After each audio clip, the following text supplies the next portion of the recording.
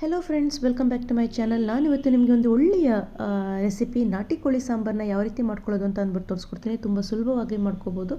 ಆದಷ್ಟು ನಾನು ವೀಡಿಯೋನ ಕೊನೆವರೆಗೂ ನೋಡಿ, ಸ್ಕಿಪ್ ಮಾಡಿಬಿಡಿ. ಒಂದು ಕುಕ್ಕರ್ಗೆ ನಾನಿಲ್ಲಿ ಸರಿಸುಮಾರು ಒಂದು 3 ಮೀಡಿಯಮ್ ಸೈಜ್ ಈರುಳ್ಳಿಯನ್ನು ಕಟ್ ಮಾಡಿಕೊಂಡು ನೋಡಿ, ಈ ರೀತಿ ಕೆಂಪು ಆಗಷ್ಟು ನಾವು ಚೆನ್ನಾಗಿ ಈರುಳ್ಳಿಯನ್ನು ಎಣ್ಣೆಯಲ್ಲಿ ಫ್ರೈ ಮಾಡ್ಕೋಬೇಕು. ನಂತರ ಸ್ಟವ್ನ ಆಫ್ ಮಾಡ್ಕೊಳ್ಳಿ. ನಿಮಗೆ ಖಾರ ಎಷ್ಟು ಬೇಕೋ ಅಷ್ಟು ಪ್ರಮಾಣದಲ್ಲಿ ನೀವು ಮಟನ್ ಸಾಂಬಾರು ಪುಡಿ ಹಾಕ್ಕೊಳ್ಳಿ. ಮಟನ್ ಸಾಂಬಾರು ಪುಡಿ ಅಂದರೆ ಏನಿಲ್ಲ, ಹಸಿಮೆಣಸಿಕಾಯಿ ಮತ್ತು ಧನಿಯಾ ಪೌಡರ್ನ ಸಮ ಪ್ರಮಾಣದಲ್ಲಿ ಹಾಕ್ಕೊಂಡ್ರೆ ಆಯಿತು.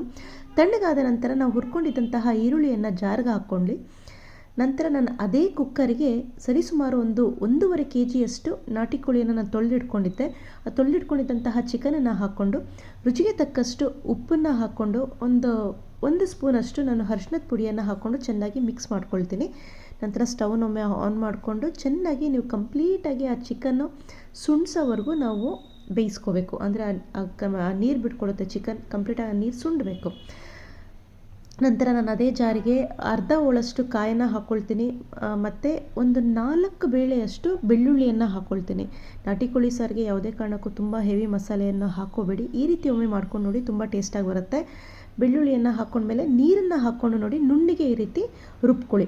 ಈ ರೀತಿ ರುಬ್ಕೊಂಡು ಚಿಕನ್ ಕಂಪ್ಲೀಟಾಗಿ ಸುಂಡಿದೆ. ಈ ಥರ ಸುಂಡಿರುವಂತಹ ಚಿಕನ್ಗೆ ನಾನು ರುಬ್ಬಿರುವಂತಹ ಮಸಾಲೆಯನ್ನು ಹಾಕ್ಕೊಂಡು ಚೆನ್ನಾಗಿ ಫ್ರೈ ಮಾಡ್ಕೋಬೇಕು. ಎಲ್ಲಿವರೆಗೂ ಮಾಡ್ಕೋಬೇಕು ಅಂತಂದರೆ ಆ ಮಸಾಲೆಯ ಹಸಿ ವಾಸನೆ ಹೋಗೋವರೆಗೂ ಚೆನ್ನಾಗಿ ಈ ರೀತಿ ಫ್ರೈ ಮಾಡಿಕೊಂಡು, ನಂತರ ನಾನು ಅದೇ ಜಾರಿಗೆ ನೀರನ್ನು ಹಾಕ್ಕೊಂಡು ಆ ನೀರನ್ನು ನಾನಿಲ್ಲಿ ಹಾಕ್ಕೊಳ್ತಾ ಇದ್ದೀನಿ. ನೀರನ್ನು ಹಾಕ್ಕೊಂಡು ಚೆನ್ನಾಗಿ ಮಿಕ್ಸ್ ಮಾಡಿಕೊಂಡು, ನಿಮಗೆ ಸಾಂಬಾರು ಎಷ್ಟು ಕನ್ಸಿಸ್ಟೆನ್ಸಿ ಬೇಕೋ ಆ ಪ್ರಮಾಣ ನೋಡಿಕೊಂಡು ನೀವು ನೀರನ್ನು ಹಾಕ್ಕೊಳ್ಳಿ. ತುಂಬ ತೆಳುವಾಗಿ ಮಾಡ್ಕೊಳ್ಳೋದಕ್ಕೆ ಹೋಗಬೇಡಿ. ನಿಮಗೆ ಎಷ್ಟು ಕನ್ಸಿಸ್ಟೆನ್ಸಿ ಬೇಕೋ ಆ ರೀತಿ ಮಾಡ್ಕೊಳ್ಳಿ. ಆದಷ್ಟು ನೋಡಿ, ಇಷ್ಟು ಕನ್ಸಿಸ್ಟೆನ್ಸಿಲಿತ್ತು ಅಂತಂದರೆ ಸಾಂಬಾರು ತುಂಬ ರುಚಿಯಾಗಿ ಇರುತ್ತೆ. ಸಾಮಾನ್ಯವಾಗಿ ನಾಟಿ ಕೋಳಿ ಸಾಂಬಾರು ಅಂತ ಅಂದರೆ ಕೆಲವರು ಈರುಳ್ಳಿ ಮತ್ತು ಮಸಾಲೆಯನ್ನು ರುಬ್ಕೊಂಡು ಕಾಯಿ ಹಾಲನ್ನು ಹಾಕ್ಕೊಳ್ತಾರೆ. ಆ ರೀತಿಯೂ ಮಾಡ್ಕೋಬೋದು. ಬಟ್ ಈ ರೀತಿ ನೀವು ಕಾಯನ್ನು ಹಾಕ್ಕೊಂಡು ಮಾಡೋದ್ರಿಂದ ನಿಮಗೆ ಸಾಂಬಾರು ಸ್ವಲ್ಪ ಒದಗುತ್ತೆ. ಮನೇಲಿ ಸ್ವಲ್ಪ ಜಾಸ್ತಿ ಜನ ಇತ್ತು ಅಂತಂದರೆ ಸಾಂಬಾರು ಸ್ವಲ್ಪ ಒದಗುತ್ತೆ. ನಂತರ ಲಿಡ್ಡನ್ನು ಕ್ಲೋಸ್ ಮಾಡಿ ಒಂದು 3 ವಿಜಿಲ್ ಕೂಗಿಸ್ಕೊಂಡ್ರೆ ನಾಟಿ ಕೋಳಿ ಸಾಂಬಾರು ಆಲ್ಮೋಸ್ಟ್ ರೆಡಿ ಆಗುತ್ತೆ. ನಾಟಿ ಕೋಳಿ ಸಾಂಬಾರಿಗೆ ಒಂದು ಒಳ್ಳೆಯ ಕಾಂಬಿನೇಷನ್ ಅಂತ ಅಂದರೆ ಒತ್ತು ಶಾವಿಗೆ. ಹೌದು, ಶಾವಿಗೆಯನ್ನು ನಾವು ಸುಲಭವಾಗಿ ಮಾಡ್ಕೋಬೋದು. ನಾನಿಲ್ಲಿ ಒಂದು ಬಾಣಲಿಗೆ 1.5 ಬೌಲಷ್ಟು ನೀರನ್ನು ಹಾಕ್ಕೊಳ್ತಾ ಇದ್ದೀನಿ. ಸ್ವಲ್ಪ ಪ್ರಮಾಣದಲ್ಲಿ ಉಪ್ಪನ್ನು ಹಾಕ್ಕೊಂಡಿರ್ತೀನಿ, ಯಾಕಂದರೆ ಸಾಂಬಾರು ಉಪ್ಪು ಹಾಕ್ಕೊಂಡಿರ್ತೀವಿ. ಹಾಕ್ಕೊಂಡು 1 ಸ್ಪೂನಷ್ಟು ಅಕ್ಕಿ ಹಿಟ್ಟನ್ನು ಹಾಕ್ಕೊಂಡು ನೋಡಿ, ಈ ರೀತಿ ಕುದಿ ಬರೋವರೆಗೂ ನಾವು ನೀರನ್ನು ಬೇಯಿಸ್ಕೋಬೇಕು. ಆ ನೀರು ಕುದಿ ಬರ್ತಿದ್ದಂಗೆ ನಾನಿಲ್ಲಿ 1 ಬಟ್ಲಷ್ಟು ಅಕ್ಕಿ ಹಿಟ್ಟನ್ನು ಹಾಕ್ಕೊಳ್ತಾ ಇದ್ದೀನಿ. ಸಾಮಾನ್ಯವಾಗಿ ಅಕ್ಕಿ ರೊಟ್ಟಿಯನ್ನು ಮಾಡ್ಕೊಳ್ತಿರಲ್ಲ, ಅದೇ ರೀತಿ ಆ್ಯಸ್ ಇಟ್ ಈಸ್ ಇದನ್ನು ಕೂಡ ಮಾಡ್ಕೋಬೇಕು. 1.5 ಬಟ್ಲಷ್ಟು ನೀರಿಗೆ 1 ಬಟ್ಲಷ್ಟು ಅಕ್ಕಿ ಹಿಟ್ಟನ್ನು ಹಾಕ್ಕೊಂಡು ಚೆನ್ನಾಗಿ ಈ ರೀತಿ ಮಿಕ್ಸ್ ಮಾಡ್ಕೊಳ್ತಾ ಇದ್ದೀನಿ. ಗಂಟು ಬಾರದೇ ಇರೋ ರೀತಿ ನೀವು ಚೆನ್ನಾಗಿ ಮಿಕ್ಸ್ ಮಾಡ್ಕೋಬೇಕು. ಮತ್ತು ಅಕ್ಕಿ ಹಿಟ್ಟನ್ನು ತುಂಬ ಹೊತ್ತೇನು ಬೇಯಿಸಬೇಕು ಅನ್ನುವ ಅವಶ್ಯಕತೆ ಇಲ್ಲ. ಜಸ್ಟ್ ನೀವು ಮಿಕ್ಸ್ ಮಾಡಿಕೊಂಡು ನಂತರ ನೋಡಿ, ಈ ರೀತಿ ಎಣ್ಣೆಯನ್ನು ಸವರ್ಕೊಂಡು ಸ್ವಲ್ಪ ಪ್ರಮಾಣದಲ್ಲೇ ಅಕ್ಕಿ ಹಿಟ್ಟನ್ನು ತೊಗೊಂಡು ಚೆನ್ನಾಗಿ ನಾದಿಸ್ಕೋಬೇಕು. ಸ್ನೇಹಿತರೆ, ಒತ್ತು ಶಾವಿಗೆಗೆ ನೀವು ಆದಷ್ಟು ಸ್ಟಾರ್ಟಿಂಗಲ್ಲೇ ನೀವು ಅಕ್ಕಿ ಹಿಟ್ಟನ್ನು ಜರಡಿ ಮಾಡಿಕೊಂಡ್ರೆ ತುಂಬ ಒಳ್ಳೆಯದು. ಯಾಕಂದರೆ ನಾನಿಲ್ಲಿ ಒತ್ತು ಶಾವಿಗೆಯನ್ನು ಚಕ್ಲಿ ಒಳ್ಳಲ್ಲಿ ಮಾಡ್ಕೊಳ್ಳೋದ್ರಿಂದ ಆದಷ್ಟು ನೀವು ಅಕ್ಕಿ ಹಿಟ್ಟನ್ನು ಜರಡಿ ಮಾಡ್ಕೊಳ್ಳೋದ್ರಿಂದ ನಿಮಗೆ ಸುಲಭ ಆಗುತ್ತೆ. ಜರಡಿ ಮಾಡಿಕೊಂಡು ನೋಡಿ, ಈ ರೀತಿ ಸ್ವಲ್ಪ ಪ್ರಮಾಣದಲ್ಲೇ ತೊಗೊಂಡು ಚೆನ್ನಾಗಿ ನಾವು ನಾದಿಸ್ಕೋಬೇಕು. ಎಣ್ಣೆಯನ್ನು ಸವರ್ಕೊಳ್ಳಿ. ತುಂಬ ಜಾಸ್ತಿ ಏನು ಆಯಿಲ್ ಹಾಕೋಕ್ಕೆ ಹೋಗಬೇಡಿ. 1 ಸ್ಪೂನಷ್ಟು ಎಣ್ಣೆ ಹಾಕೋದ್ರಿಂದ ಏನಾಗುತ್ತೆ, ನಿಮಗೆ ಶಾವಿಗೆ ಬಂದು ಉದ್ರುದ್ರಾಗಿ ಆಗುತ್ತೆ. ಈ ರೀತಿ ನೀವು ಉಂಡೆಗಳನ್ನಾಗಿ ಮಾಡಿಕೊಂಡು, ಶಾವಿಗೆಯನ್ನು ನಾವು ಇಡ್ಲಿ ಪ್ಲೇಟಲ್ಲೂ ಕೂಡ ಮಾಡ್ಕೋಬೋದು. ಸಣ್ಣ ಸೈಜಲ್ಲಿ ನಾವು ಇಡ್ಲಿ ಪ್ಲೇಟಲ್ಲಿ ಮಾಡ್ಕೋಬೋದು. ನೋಡಿ, ಈ ರೀತಿ ಚಕ್ಲಿ ಒಳ್ಳಲ್ಲಿ ನಮಗೆ ಶಾವಿಗೆ ಪ್ಲೇಟ್ಸ್ ಅಂತ ಬರುತ್ತೆ.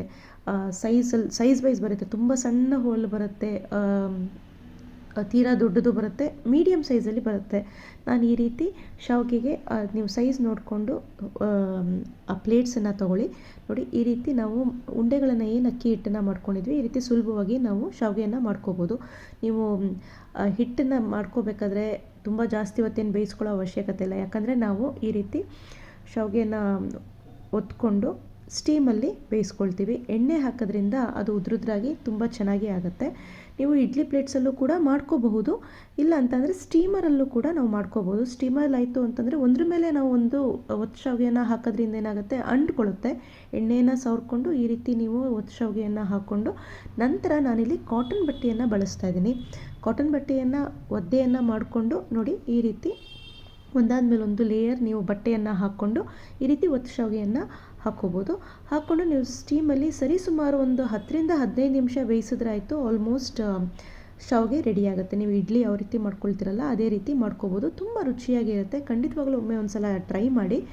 ಈಗ ಆಲ್ಮೋಸ್ಟ್ ನಾಟಿ ಕೋಳಿ ಸಾಂಬಾರು ಕೂಡ ರೆಡಿಯಾಗಿದೆ. ನಾಟಿ ಕೋಳಿ ಸಾಂಬಾರಿಗೆ ಶಾವಿಗೆ ಬಂದು ಒಂದು ಒಳ್ಳೆಯ ಕಾಂಬಿನೇಷನ್ನು. ನಾನು ನೆಕ್ಸ್ಟ್ ನಿಮಗೆ ವ್ಲಾಗಲ್ಲಿ ಕಾಯಿ ಹಾಲನ್ನು ಯಾವ ರೀತಿ ಮಾಡೋದು ಅಂತ ಅಂದ್ಬಿಟ್ಟು ತೋರಿಸ್ಕೊಡ್ತೀನಿ. ನೋಡಿ ಆಲ್ಮೋಸ್ಟ್